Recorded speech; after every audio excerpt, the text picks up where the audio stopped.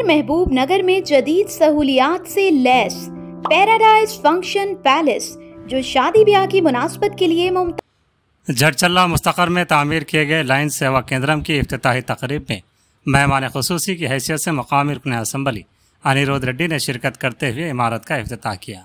बाद अज़ां उन्होंने अपने खिताब में साबिक़ वज़ीर व साबिक़ MLA झटचल्ला डॉक्टर C लक्ष्मण रेड्डी से मुतालबा किया कि झटचल्ले की आवाम से अगर आपको वाकई मोहब्बत है तो आपके भतीजे के ज़रिए ख़रीदी गई 2 एकड़ सरकारी अराजी जो कि सरकारी हॉस्पिटल मेन रोड की राह में रुकावट है उन्हें वापस कर दी जाए। 2 एकड़ सरकारी अराजी वापस कर दी जाती है तो मेन रोड से सरकारी अस्पताल तक सीधी सड़क की सहूलत पैदा हो जाएगी।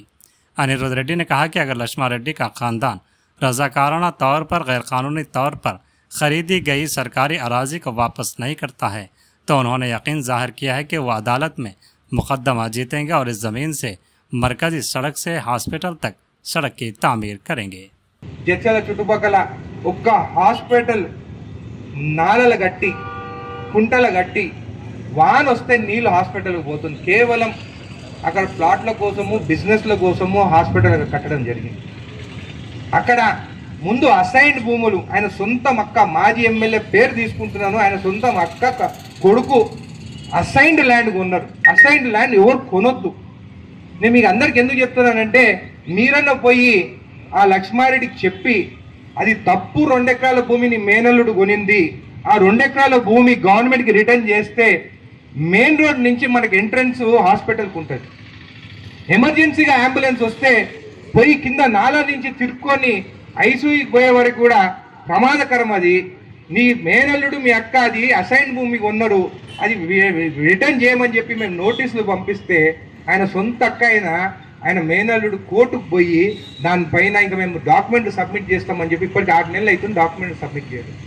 అందుకని మిమ్మల్ని అందరినీ రిక్వెస్ట్ చేస్తున్నాను. నేను ఇది నా కోసం అడుగుతలేను, ఎవరి కోసం అడుగుతున్నాను, పేదవాళ్ళ కోసం అడుగుతున్నాను, జడ్చల కోసం అడుగుతున్నాను.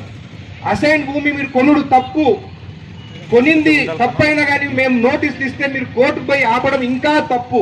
నిజంగా మీకు చిత్తశుద్ధి ఉంటే, నిజంగా జడ్చల ప్రజలపైన మీకు ప్రేమ ఉంటే నీ మేనల్లుడు నీ పేరు చెప్పుకొని అసైన్ భూములన్నీ కొట్టేసిన అసైన్ భూమి వెనుకకి ఇప్పి అని చెప్పి నేను లక్ష్మారెడ్డి గారిని కోరుతున్నాను. అది కూడా జడ్చల ప్రజల గురించి నేను అడుగుతున్నానని చెప్పి కూడా మీకు తెలియజేస్తున్నాను. మీరు ఇట్లా ఇవ్వకున్నా కానీ కోర్టులో ఖచ్చితంగా గెలుస్తాను.